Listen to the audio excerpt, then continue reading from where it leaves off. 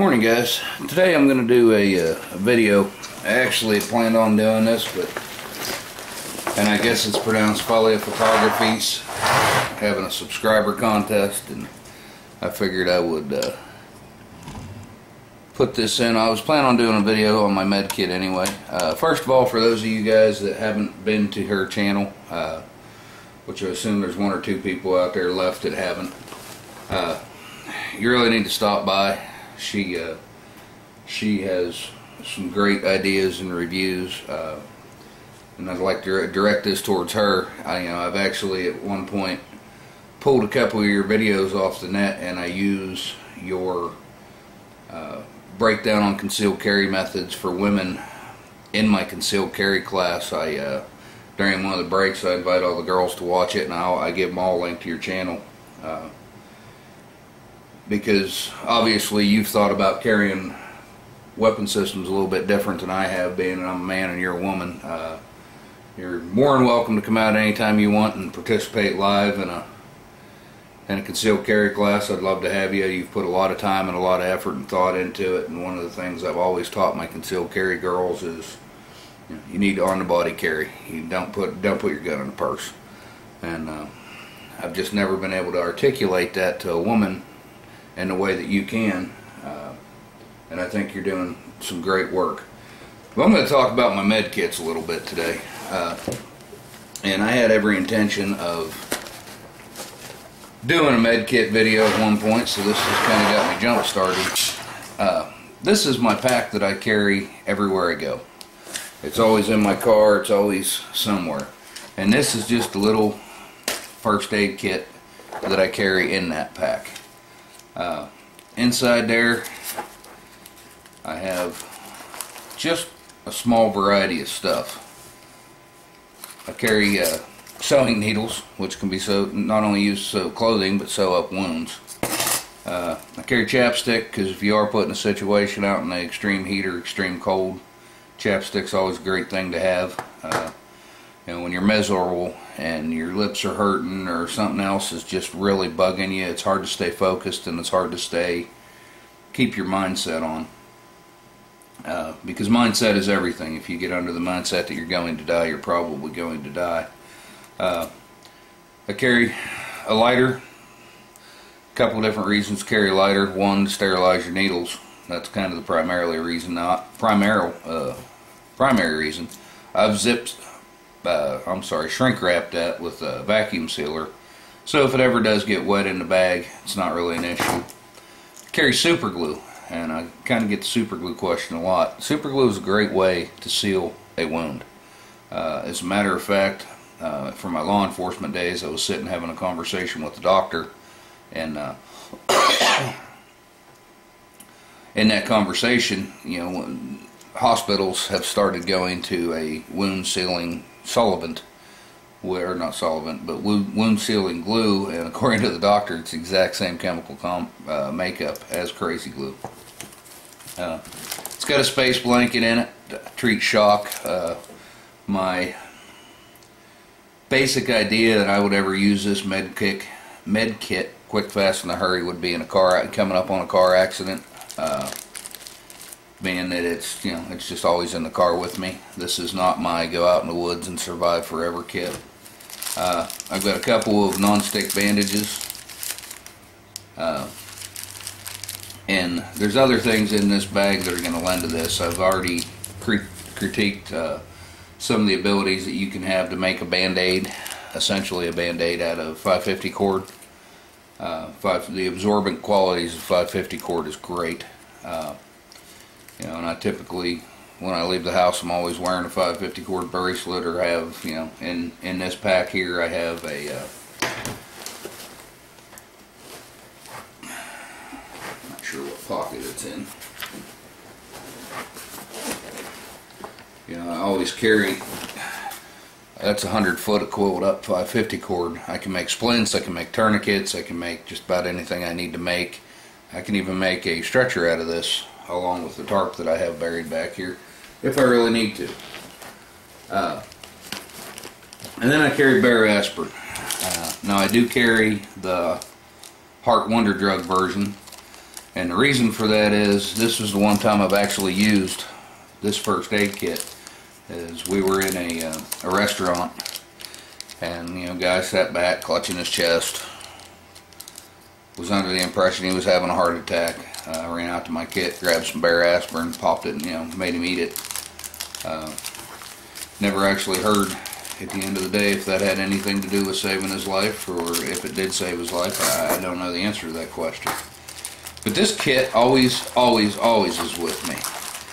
Now this bag, and I've said this before, this bag is just an add-on kit to my bigger kit. This kit goes everywhere. Now if I ever decide, you know, this is not my bug out bag. This is my everyday carry. I mean, obviously I don't tote it around on my back out in public, but I keep this kit with me everywhere. So my larger first aid kit is set up for excuse me. My larger first aid kit is set up for if I'm ever out in the woods, we're out training, so on and so forth. I like to you know, I carry my large first aid kit.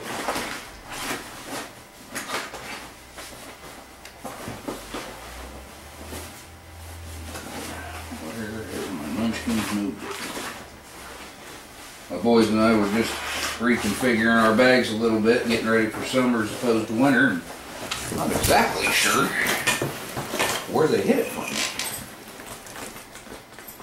Probably in this, there it is, in the big bottom pocket.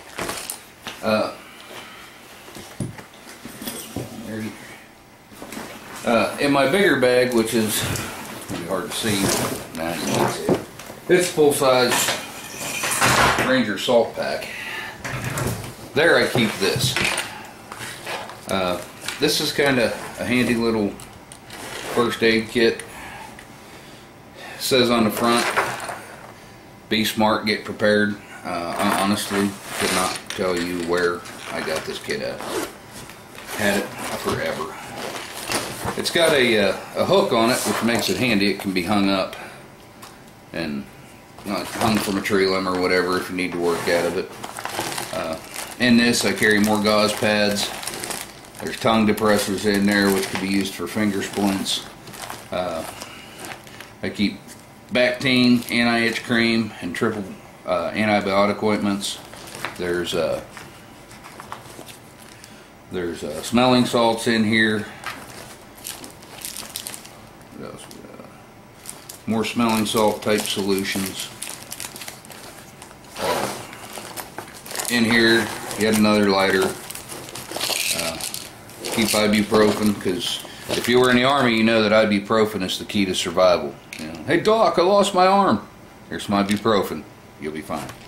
But now I carry ibuprofen,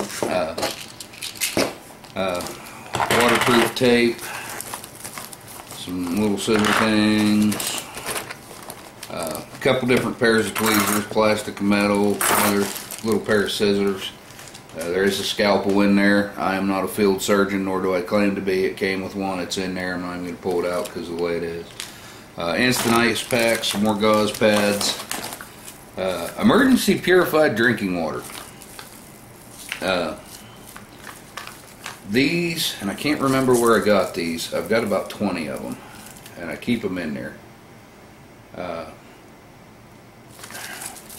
If you're standing right there on top of somebody and they get thirsty, you need a solution immediately for them to have a couple drinks of water, because, you know, and it's sad to say it this way, but I mean, it might be the last thing they need for comfort before they pass, whatever. I mean, water is a good thing to have. You can dump it and flush out a wound, especially if it's extremely dirty. Carry a little bit of water in there. Got some Band-Aids that I don't know where they've migrated from in here. Right there, obviously. Carry a gauze roll. Carry ace bandage, wrap up a sprain, which that's why, I mean, this is the bag I take when we go camping. I can't count the number of sprained ankles that I've wrapped up with this. Band-Aids of various sizes and shapes. Got some electrolyte pills, antacid tablets, alcohol prep pads, and some iodine prep pads. I constantly add to this. I was not a medic in the Army, nor do I, I know enough about first aid to make me a little bit better than dangerous, but not a whole, I'm not a big help to somebody that's got something other than, cuts, scrapes, broken bones, and all that. If they have massive internal damage, and I'm the only one around, that's not going to be the best solution for them. However, I do have, and as I said before, this kit does not go anywhere with me, or I'm sorry, does not go. This kit's always with me, even if I pull this bag apart and put it in another bag, or just throw that bag in on top of the other one. But in my outdoor safe kit, and I have curtailed this in another video, but at the bottom of this we have a little first aid manual that, again, is always with me. Always, always, always. But it's got everything from the ABCs of first aid, altitude, illness, bleeding, burns, it's all alphabetical order, choking, more choking, CPR, CPR, CPR, CPR, CPR, diarrhea, how to treat it, which if you have diarrhea in the woods, that really could be the end of your life. If you can't get ahead of it, there's certain things you can do. I mean, there's just how to deal with fractures, frostbite, head and neck injuries, heart attacks, heat, sunstroke, hypothermia, insects, bites, and stings, and that's why I carry, in here I have my, essentially Benadryl cream. Lacerations, which are cuts for those that don't know, poisoning, how to treat shock, how to treat snake bite. That is the one thing I do need to get for my kit that I always tell myself I'm going to get for my kit, and I have yet to get for my kit. Which I'll probably just go ahead and put that on my list of stuff to do, as a snake bite kit. Here in central Oklahoma we have a variety of poisonous snakes, and I do not have a snake bite kit, and I do need to get one. Things like stroke. But this little first aid kit is always in this pack. Now I'm going to have somebody tell me, why don't I put that in my first aid kit? Tell you why. This little pack here is when all else fails. As you can see, I carry 550 cord in there as well. I've got 550 cord shoved everywhere. I've got some fire starting options in here. This is my kit that, for me, it's a never-ending, built-upon version of kits, one kit after another. I've got a good knife in here as well.